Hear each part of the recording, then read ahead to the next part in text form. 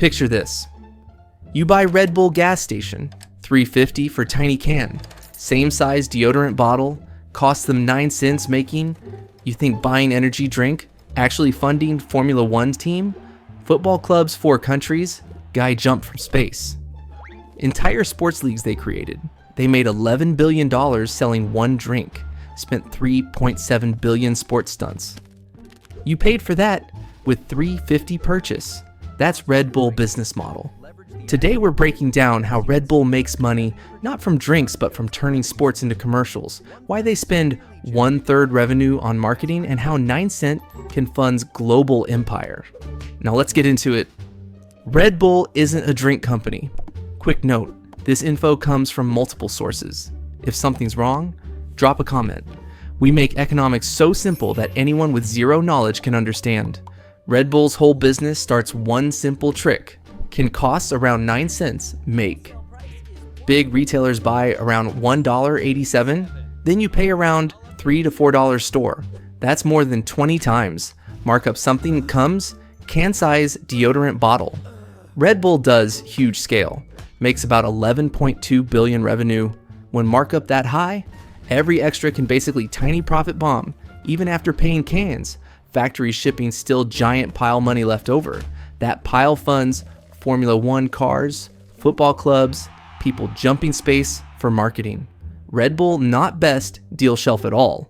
Lot people get Monster other energy drinks, cheaper, bigger cans, doesn't care. Told world this premium energy drink. People believed enough paying luxury prices something tastes like carbonated medicine. Premium price engine behind everything. If Red Bull cuts price half tomorrow, match everyone else, whole machine slows down. Red Bull defends high price, all costs, keeps skin small, looks iconic, makes brand feel expensive on purpose. In this business, margins give you wings. High margins don't matter unless people actually want drink. That's when Red Bull pulled move nobody saw coming.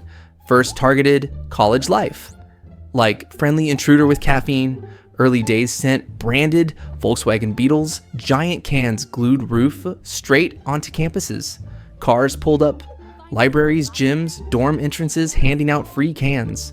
Once owned day when after night, bars started mixing vodka Jaeger. Suddenly, every party built in Red Bull dispenser wasn't marketed energy drink, thing you drink when night refuses ending. Early campus strategy didn't end there. Red Bull still targets young people same way. Constant sampling, gaming tournaments, influencer groups. By time students grow up, get real jobs, have it already wired in. Buy Red Bull, not because thinking about it, because spent 4 years being trained. What you drink when tired, stressed trying, pretend everything under control. That's how 9 Cent drink turns lifelong habit. Like training dog, give treat every time, does trick. Eventually does trick without thinking. Red Bull did that entire generation. Once captured attention, entire generation did something even bigger nobody could dare. Bought entire sports world. Turned sports into one giant commercial, can't skip. Most brands slap logo jersey, call it day. Red Bull went, what if just owned jersey team? Maybe League 2? Start Crown Jewel? Formula 1? Red Bull Racing 1. Most valuable teams grid, fast, flashy everywhere. Every race weekend becomes 3-day Red Bull commercial. Broadcast 100 plus countries. Unlike normal ads, people actually pay watching. Then there's football.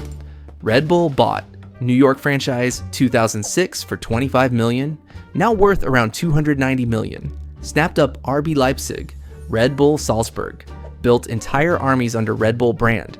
Only beverage company history runs full multinational football ecosystem. Kids literally grow up wanting play for Red Bull. Even extreme sports like cliff diving, BMX, air racing, same story. Red Bull creates these events. When create event control cameras, headlines moments.